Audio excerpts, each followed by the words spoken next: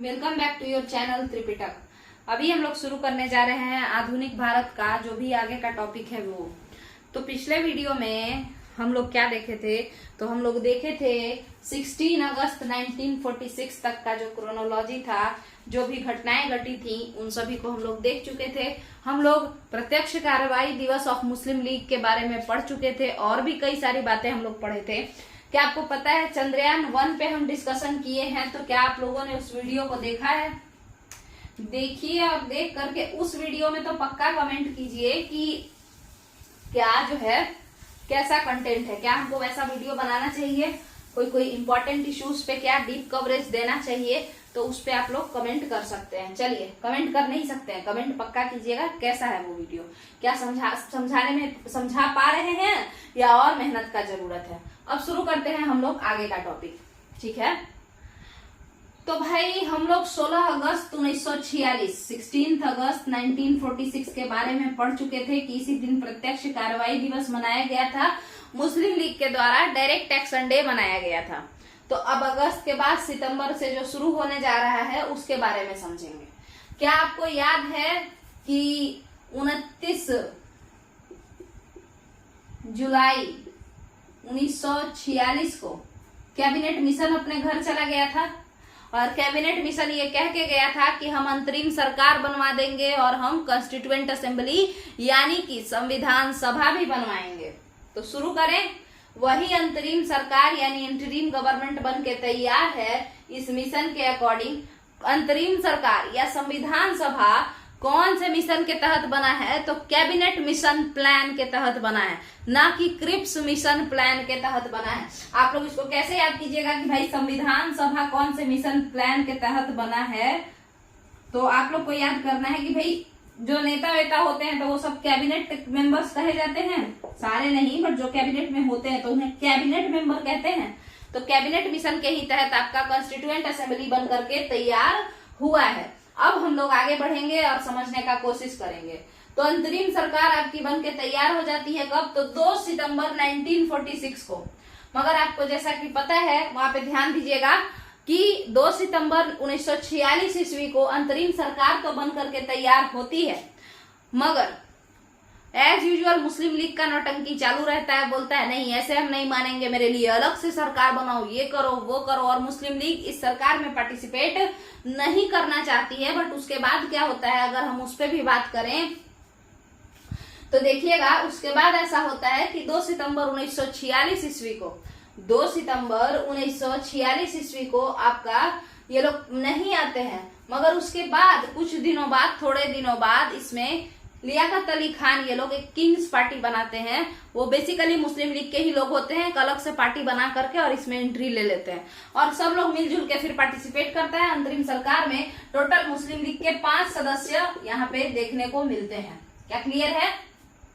अब आगे समझते हैं कि क्या मुस्लिम लीग ज्वाइन किया, तो वो ज्वाइन किया कब, 1946 में। 1 महीना तामझाम बतियाने के बाद जो है 26 अक्टूबर 1946 ईस्वी को मुस्लिम लीग ने कैबिनेट मिशन के द्वारा बनाया गया अंतरिम सरकार को ज्वाइन कर लिया और फाइनेंस मिनिस्टर के पोस्ट पर खुद लियाकत अली खान जो कि first prime minister of Pakistan बने, तो वो कैबिनेट ये फाइनेंस मिनिस्टर के पोस्ट पर इंतरिम गवर्नमेंट में अंतरिम सरकार में पार्टिसिपेट किए।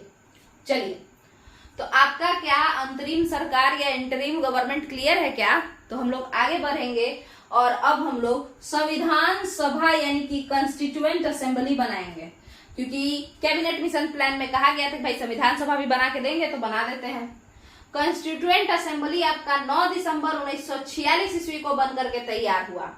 कॉन्स्टिट्यूएंट असेंबली आपका 9 दिसंबर 1946 ईस्वी को बन करके तैयार हुआ। इसकी प्रथम बैठक जो हुई वो 9 दिसंबर 1946 ईस्वी को हुई। वैसे तो ये इसके बाद का टॉपिक कौन क्या बना क्या नहीं बना वो तो सारा का सारा पॉलिटी में आएगा, है ना, राजनीति में आएगा, राजनीति विज्ञान में आएगा। मगर यहाँ पे जो है हम लोग को थोड़ा सा तो समझना ही पड़ेगा, तो हम लोग क्यों ना समझ लें। तो कॉन्स्टिट्यूएंट असेंबली 9 दिसंबर 1946 को उसका पहला बैठक हुआ, तो उसकी अध्यक्षता जो किए थे वो सर्वपल्ली राधा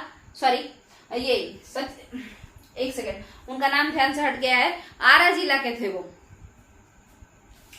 सच्चिदानंद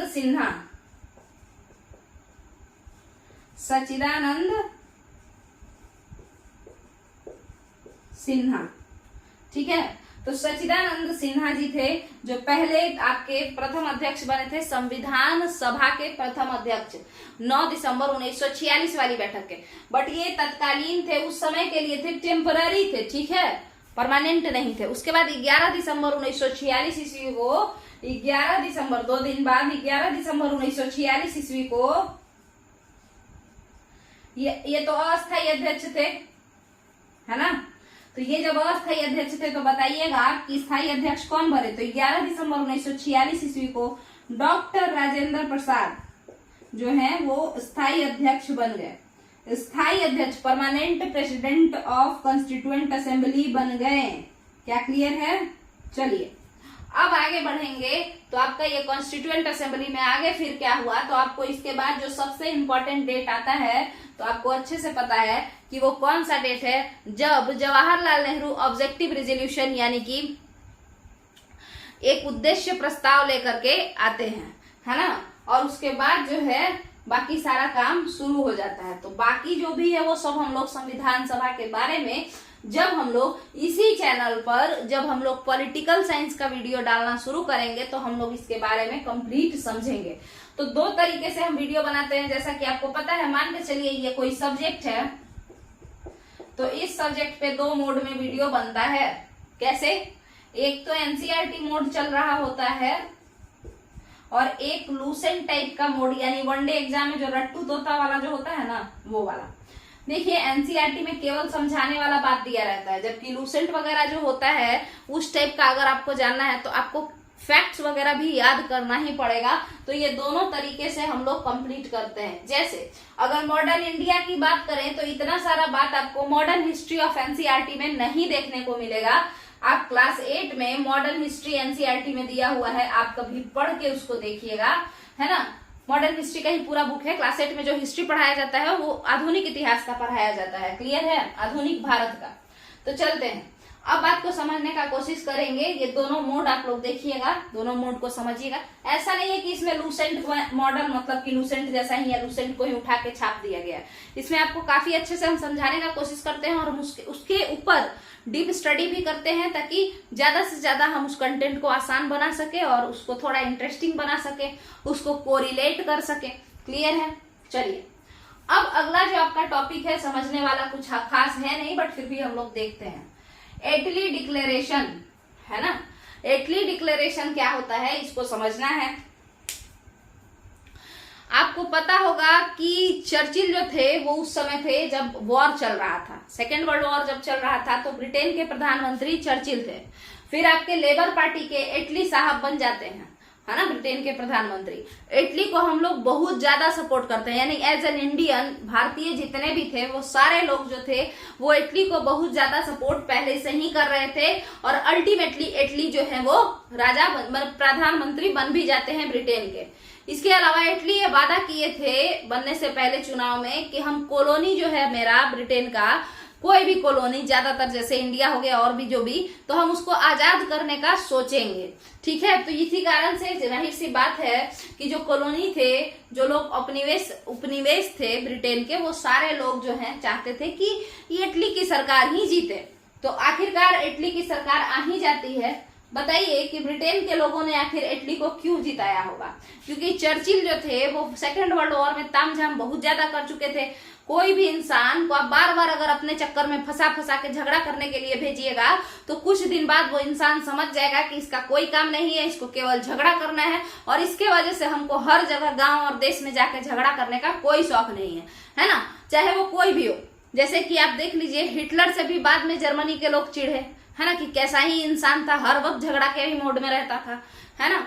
और आपका जो भी है, कभी भी जो है अगर झगड़ा होता है तो उसमें इंसान जो आपके पक्ष में है, अगर वो ढंग का है तो कुछ दिनों बाद उसको समझ में आने लगेगा कि इंसान बिना मतलब का हर वक्त किसी ना किसी से लड़ाई झगड़ा करता है और हमको इसके फेर में नहीं रहना है। फेर मतलब होता है, मतलब इससे मतलब नहीं रखना है, देहाती भाषा में फेर में नहीं रहना है।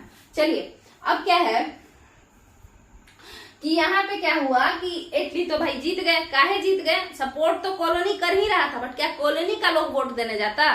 ब्रिटेन की जनता ने उन्हें जिताया। बट जनता ने क्यों जिताया? क्योंकि चर्चिल साहब जो थे वो वर्ल्ड वॉर खेल रहे थे। तो ब्रिटेन की जनता मतलब परेशान हो चुकी थी ऐसे गधों को झेल झेल के कि क्या है यार, रोज रोज झगड़ा, मतलब खाना पीना देखें या झगड़ा देखें, है ना।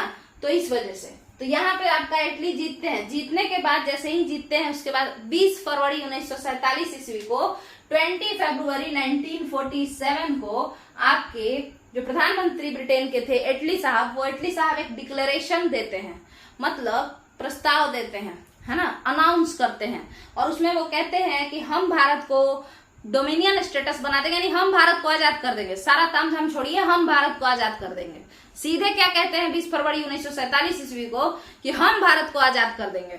तो लोग फटाक से पूछता है कब तक आजाद कीजिएगा, तो वो कहते हैं देखो टाइम दो, लगभग 30 जून 1947 में कह रहे हैं 1948 में आजाद करेंगे।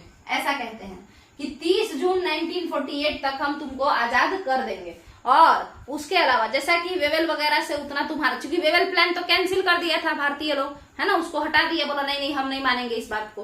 तो इसीलिए वो कहते हैं कि जब वेवेल से तुम्हारा पटरी नहीं बैठ रहा है, जब वेवेल के मतलब तुम्हारा वेवेल का जो है उतना कॉर्डियल नहीं बात चल पा रहा है, तो हम एक न्यू वायसरॉय को जो है अपॉइंट करेंगे, नया वायसरॉय बना देंगे।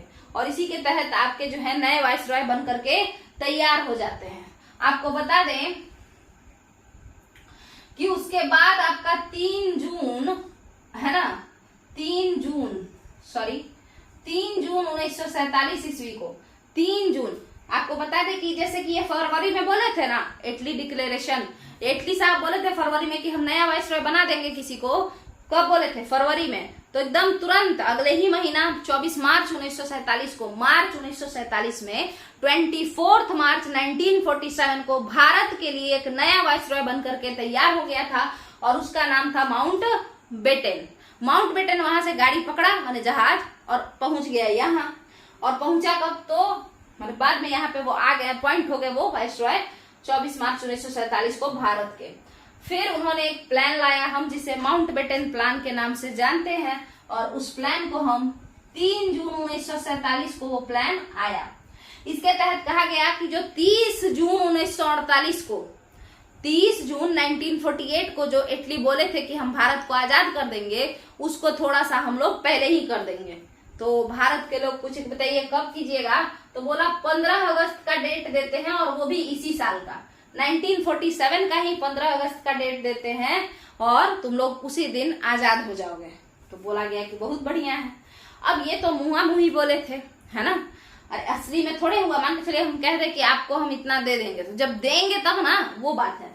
तो 15 अगस्त को इस 3 जून वाले प्लान में लिखा हुआ था कि भारत 15 अगस्त को आजाद हो जाएगा। मगर ये जो प्लान है इसको इंडियन इंडिपेंडेंस बिल बनाना पड़ेगा, उसके हिसाब से सब चीज करना पड़ेगा। तो आपका इंडियन इंडिपेंडेंस बिल जो है वो बन जाता है, और 18 जुलाई 1947 को जो है उसको पारित किया जाता है ब्रिटिश पार्लियामेंट में। और वही चीज उसके अकॉर्डिंग 15 अगस्त 1947 को हमारा देश भारत स्वतंत्र हो जाता है। और 14 अगस्त को, मतलब 15 अगस्त के रात में, 15 अगस्त के रात मतलब पिछला रात, 14 अगस्त को आधी रात को जो है आपका क्या है पाकिस्तान आजाद घोषित होता है। एक तरीके से समझ लीजिए तो भारत का बंटवारा हो चुका होता है। और अगले दिन 15 अगस्त को हम लोग क्या कर लेते हैं? तो अपना आजादी मनाते हैं। क्लियर है? अब बात करते हैं कि 18 जुलाई को तो आपका बिल पास हुआ था, इंडियन इंडिपेंडेंस बिल। उसके बाद उसके तहत ही, उसी बिल के तहत 15 अगस्त 1947 को हम आजाद हो गए।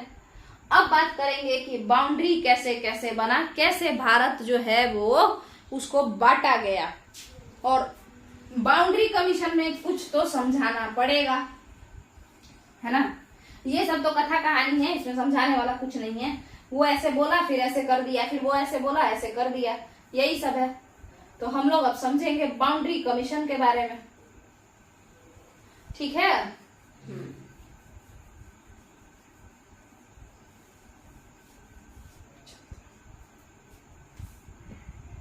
बाउंड्री कमीशन जो है वो 12 अगस्त 1947 को, बाउंड्री कमीशन क्या था पहले उसको समझते हैं। देखिए, हम एक ऐसा देश जो कि कुछ इस शेप का है, इधर भी उसके बांग्लादेश है, इधर से पाकिस्तान है, ये सब है ना। तो इस तरीके का कुछ शेप का है ये, और इसको और ले लीजिए क्योंकि बांग्लादेश भी तो उस समय हम ही लोग के पार्ट में था। तो ये सारा इतना बड़ा सा देश है, हम इसको काटना छाटना चाहते हैं। तो हुआ कि भाई कहाँ से बाउंड्री बनाए काटने का, तो एक इंसान आया सिरिल रेडक्लिफ, ठीक है, सिरिल रेडक्लिफ जो कभी भी भारत आया नहीं था बट उसको भेजा गया, और वो ऐसा किया क्या, ऐसे करके यहाँ से काट दिया और ऐसे करके इधर से काट दिया। क्लियर है, ऐसे करके इधर से काट दिया और इधर से काट दिया, यानी कि बस वो क्या किया, तो किनारे किनारे से जहां से पुलिस चेक पोस्ट जहां जहां था ना वहां से बराबर लाइन खिंचवा दिया।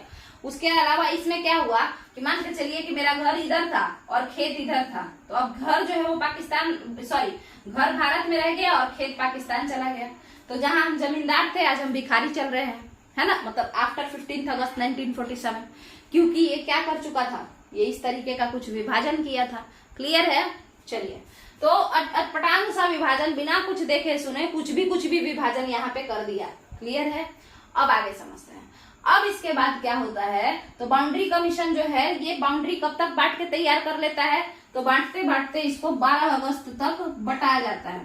12 अगस्त तक ये बटा जाता है, मगर ब्रिटिश सरकार अपने ऊपर ये आरोप नहीं लेना चाहती थी कि बंटवारा करने के बाद जो आना जाना हुआ, यानी कि कोई इंसान मुस्लिम है तो उसको पाकिस्तान जाने का शौक है, कोई पाकिस्तान में रहता है हिंदू है तो सोचा कि चलो हम भारत जाकर के रहेंगे, ऐसा जो करना है आना जाना, तो डिवीजन के बाद झगड़ा होना तो तय ही था।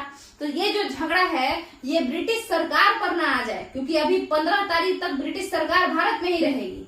तो इन लोगों ने 12 अगस्त को जो है बाउंड्री तो तैयार कर लिया खींच के, मगर ये बाउंड्री का जो प्लान था ये 17 अगस्त को यानी आफ्टर आजादी मुस्लिम लीग और कांग्रेस को दिया गया। 17 अगस्त को मुस्लिम लीग और कांग्रेस को दिया गया कि भाई यही सब है, अब यहाँ से अपना जो है हम लाइन खींच दिए हैं और तुमको यहीं से काम करना है, ठीक है। अब अपना अपना बांट लो, जितना जितना, मतलब किसको किधर जाना है किसको नहीं जाना है वो तुम समझो, बांट हम दिए हैं। तो यहीं पे आपका बाउंड्री कमीशन भी जो है वो हो गया, मतलब सिरिल रेडक्लिफ कमीशन आप इसे कह सकते हैं, क्योंकि रेडक्लिफ ही बाउंड्री को बांटे थे, है ना, तोड़े थे, विभाजन किए थे, बाउंड्री का डिमार्केशन किए थे। तो यहीं पे आपका, अच्छा आप लोग तो ये जानते ही होंगे कि पंजाब पाकिस्तान माने पंजाब था पूरा, तो पंजाब का कुछ हिस्सा इधर भारत को मिला, कुछ पाकिस्तान को मिला। उसी तरीके से बाकी चीज जैसे कि सिंध पाकिस्तान को दे दिया गया, बलूचिस्तान पाकिस्तान को दे दिया गया, है ना, इधर बांग्लादेश का हिस्सा चला गया, है ना। तो ये तो सबको पता है, इसमें नया क्या है। तो यहीं पे अब ये वीडियो समाप्त होता है। आपका 4 टॉपिक आज कंप्लीट हुआ। अंतरिम सरकार, कॉन्स्टिट्यूएंट असेंबली का गठन जिसमें हम लोग किए, उसके बाद एटली का डिक्लेरेशन आया और फिर माउंटबेटन प्लान आया और बाउंड्री कमीशन आया। तो यहाँ पे यानी सिरिल रेडक्लिफ ने जो बाउंड्री बनाया तो उसके लिए रेडक्लिफ कमीशन आया होगा ना, तो उसी को हम लोग बाउंड्री कमीशन कहते हैं। तो यहीं पे आपका ये वीडियो खत्म होता है। तो अगर आपको ये वीडियो पसंद आया हो तो वीडियो को लाइक कीजिए, वीडियो को शेयर कीजिए, चैनल को सब्सक्राइब कीजिए। चलिए, थैंक यू।